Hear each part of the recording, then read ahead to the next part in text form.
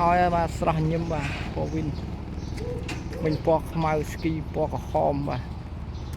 ចាំចេញទៅនេះស្អាតបាទត្រូវការតាក់ទងបានបាទទីតាំងនៅឃុំជ្រៃលោះស្រុកញើលឺខេត្តកណ្ដាលបាទឃុំជ្រៃលោះស្រុកញើលឺខេត្តកណ្ដាលអ្នកខេត្តកណ្ដាលត្រូវការកំងបានបាទមួយខេត្តកណ្ដាលដល់វគ្គ2ហើយវាយហើយបានព្រោះកើតដាគៀដីក៏មានដែរបាទ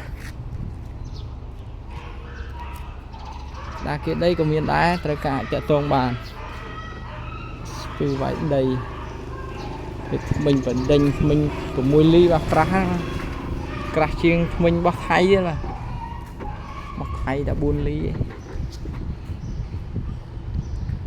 1លីមិញទួលដឹក25ខែក្រុង